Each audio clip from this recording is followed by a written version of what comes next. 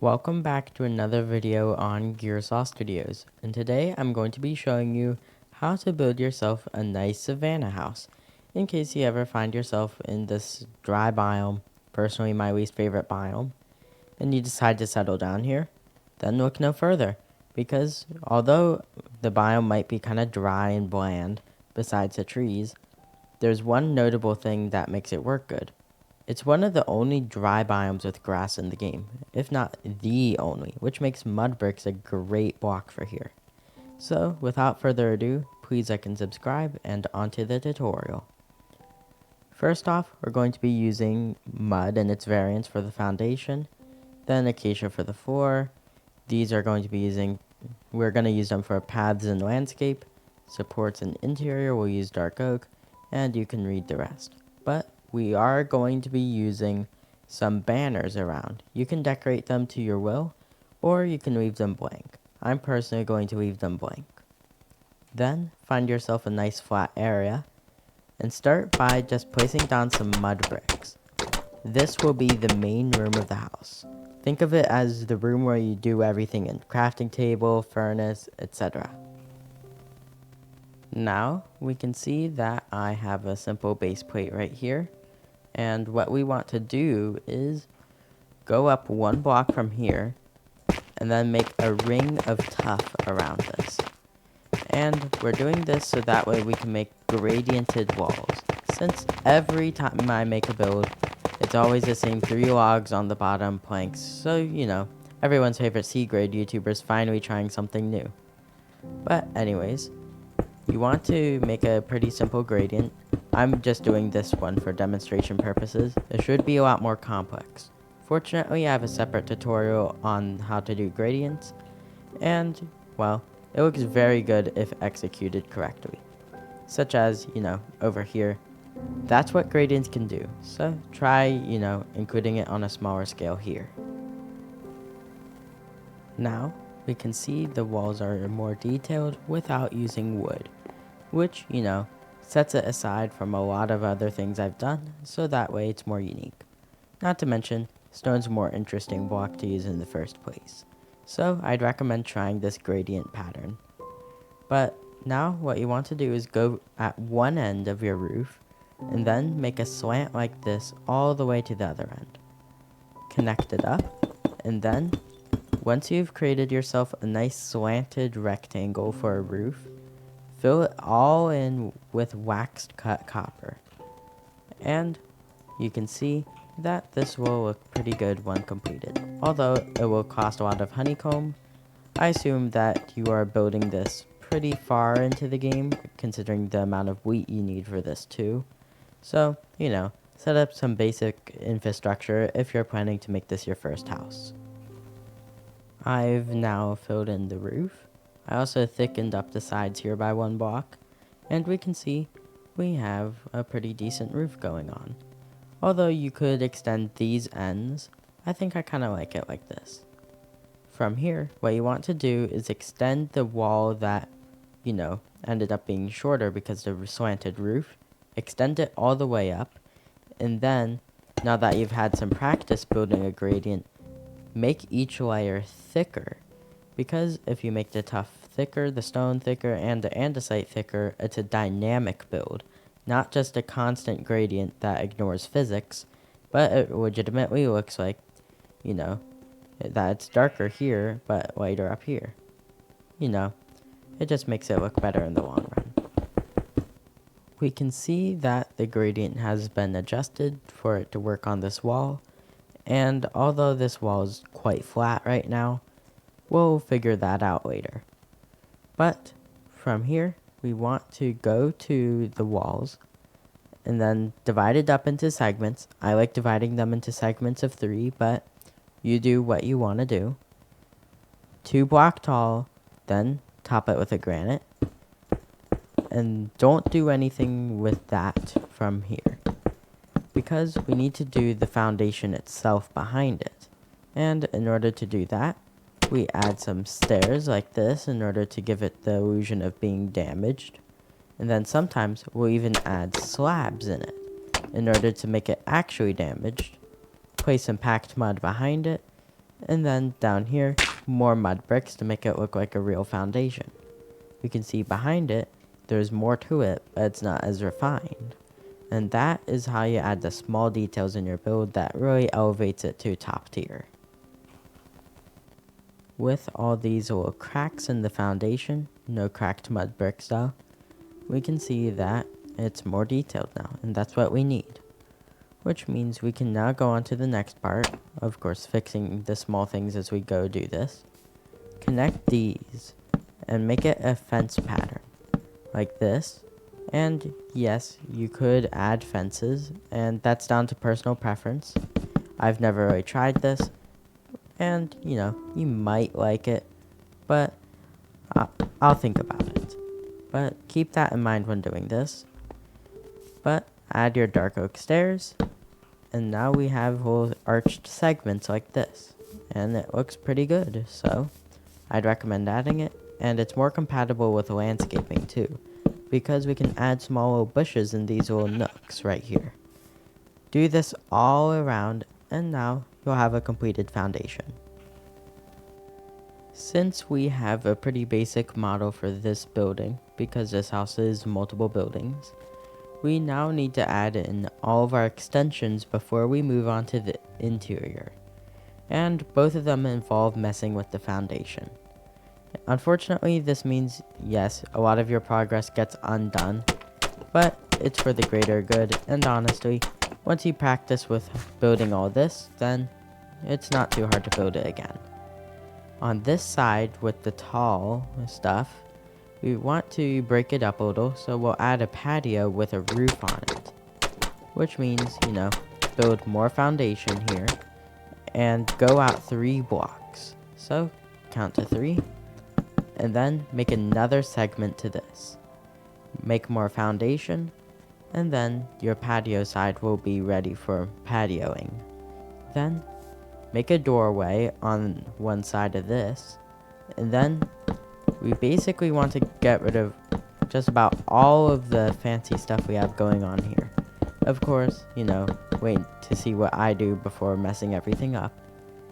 And then, using packed mud, I'm just using bricks for this example, create a slab staircase going all the way up to your doorway, and then go 1 segment past, so that way we can make another kind of balcony-esque thing. Just now, I found out that packed mud stairs and slabs do not exist, which is pretty unfortunate for this build. However, such problems can easily be remedied by just using acacia with slabs or using packed mud slabs. Either one works. It's just, more preferable if you have mods that give you that block. Also, on the patio side, here's what it looks like for now. Instead of adding another little thing here, instead I added a little porthole. This will be useful for the basement later on, but you can try doing both at once, or you can just have another little segment. This patio should also be lined with acacia, and then up here, we'll use some stairs in order to, make the effect of going up, and then maybe use another colorful block that isn't copper, go across, and then you go right back down again. This will make a nice little area for you to stand and look at, whatever is going on in the distance. And also, it breaks up this wall a little, which is in dire need of extra detail. Now, we can see I have a staircase going all the way up to this door, which I've decorated. And also, the foundation goes out a little bit more on this side, which means we can now add a fence going around this place. And you can see, transitions nicely. And if you feel like visibility isn't the best because of these slabs, you can always substitute them out for trapdoors instead. Although the texture might not be as preferable depending on how you like it. But still, you have a fence here, so now we have a patio over here. Something else though, by adding dark oak trapdoors like this, you can create planter boxes, and instead of grass, I'd actually use mud instead of moss either. Because here's the thing, green isn't going to go well with this build because everything else isn't green. So instead, what we do is we use mud because that's, a more appropriate block, and then the greens of the plants stick out more because, more appropriate block, and then something sharp and green contrasting, more dullness in the build. Because that's kind of how the savanna is. It's a pretty dull biome. But add these, and you can even replace some of the foundational things here. I don't know the name for them. And add yourself some plants in here. That way, these walls aren't nearly as bland because they're large and they're gray, which is not really that good. Now, we can see that we have some planter boxes ready to be filled with plants. And in order to break up the rest of the walls, since, pretty flat, I've added some window holes to be filled with glass panes and some shutters around them. Although, a more realistic depiction would have them like this, still, it might be better to have them be a little unrealistic because these walls are exceptionally flat. But, of course, it's all up to you whether you want to do that, and not to mention, you could just make them taller since we have a tall roof in here. Although, beware, because that is likely to change considering, this is slabs. So we might have a slanted roof, or we could have a flat roof. So, be careful if you make them taller. Either way, fill in your planter boxes, add your window holes, and make sure on one side that you do not have anything going on here. In fact, you might as well just remove this because we're going to have a bridge going into a secondary building to turn this into a real house. Because this is only the working space. An actual cozy place is going to be separate from this. Now, I've gone ahead and added the banners on top of the windows, and we can see this build is really starting to come together. However, there is one flaw I've noticed with it, and it's really why I keep a lot of my tutorials open-ended, which can make them hard to follow at times. And that is the andesite. Currently, I'm not a big fan of it, and I'm going to replace it all with light gray concrete powder, not the concrete block itself. Mainly because this stuff is a little lighter and also has a bit more texture to it. It's completely fine if you don't want to do this or even want to use a completely different block altogether, but it's a suggestion I'm going to follow myself. But from here, you want to go to the inside since we have everything that we need to do right now completed, and we want to make almost like an anti-roof to this. Maybe something with just some basic support beams going across, smooth it up a little, or maybe, make the copper more, gradiented or something. But just try avoiding a flat roof because that's pretty amateur, especially for something with a cool roof like this. Now, we have a proper inside to this place, since, well, most of everything on the outside is completed. The only real change I've made is an extra lantern and these chairs here. Necessary chairs for every single build. But anyways, fill this place up with everything that you need except enchanting tables and the like. Because this is going to be your commonly used item area. So, brewing potions so that way you can grind blazes more efficiently. Furnaces, crafting tables, grindstones from getting, the last sliver of XP off of a damaged golden tool, etc. Don't forget to use your interior design ideas, such as placing barrels on these, flower pots, useless tables by using dark oak stairs and slabs, or you can build them like this, it's up to you, and hiding an upside down stair that is waterlogged so that way you can always get water for your potions because cauldrons, are finite. The interior is now all done, with all the essentials you'd need on a daily basis. A bunch of furnaces, anvils, and a cool trick you can do with anvils. Notice that when you place them all in a line like this, you get this ugly repeating texture. However, if you rotate one of them, you can see, although it's not perfect, still it's a bit more interesting of a texture. And this mainly stands out if you have two anvils. But yeah, you can see rotating two of them has, made the problem better. And it's also thundering out, you might be able to hear that in the background. But anyways, start by making a door on one of your walls and continue this style of walkway and go about 2 notches to, away from the build. So kind of like this. And then we will build the secondary house that attaches to this with the bed, the jukebox, and also having a miniature walkway down here to connect to the actual basement, because there's no real place to put it since there's packed mud everywhere. Now, I've built another walkway with one key change. There is no foundation under here, mainly because it would be a little weird to have foundation running through all of this, and well, it's more variation to the build. You can see, pathway is very simple, but it looks nice, which means we can move on to the final part of the build, the secondary house. And you need to build a foundation for it first, and you can make it just about any size you want. You can even make it bigger than this house, but it's important to make it 2 stories to make it stand out. So, like this will be our walls, but of course, segmenting the build in order to make it easier to build anything that's traditional Minecraft.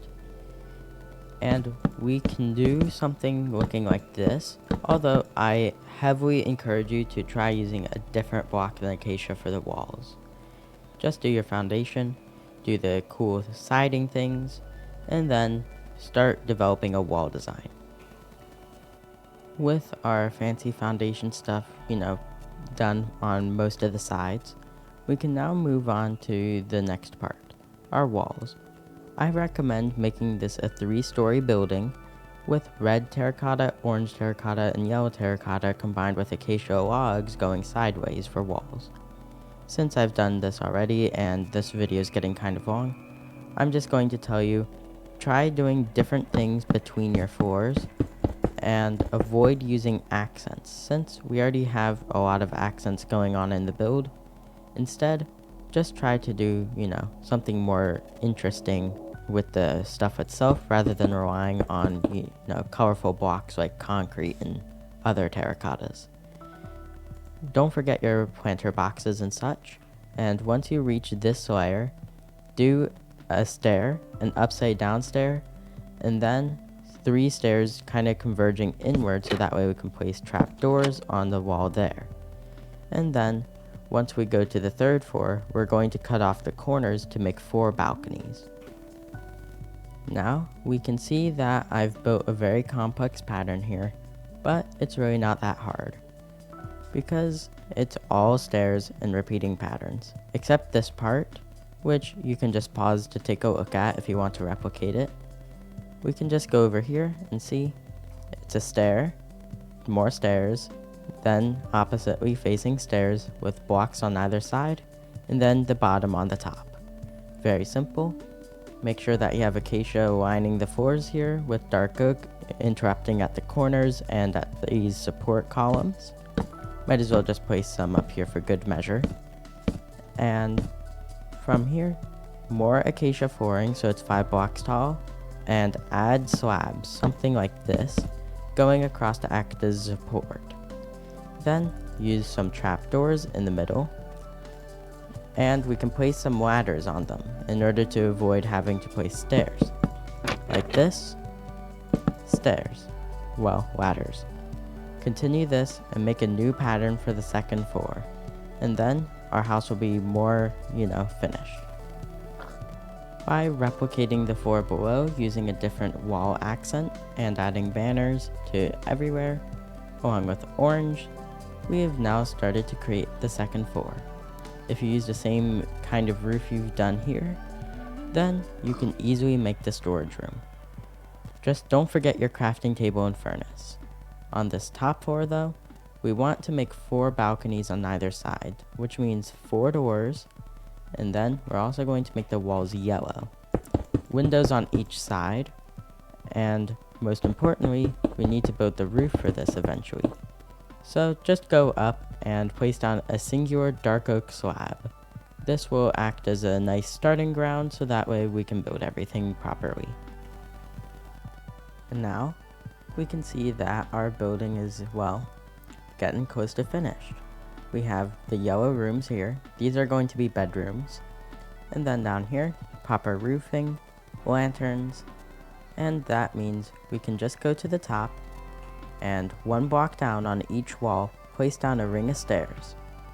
Then you want to place more stairs with one block in between them. And then once they reach the top, you should go to the middle. You likely have a dark oak slab there. And we want to do that on all sides.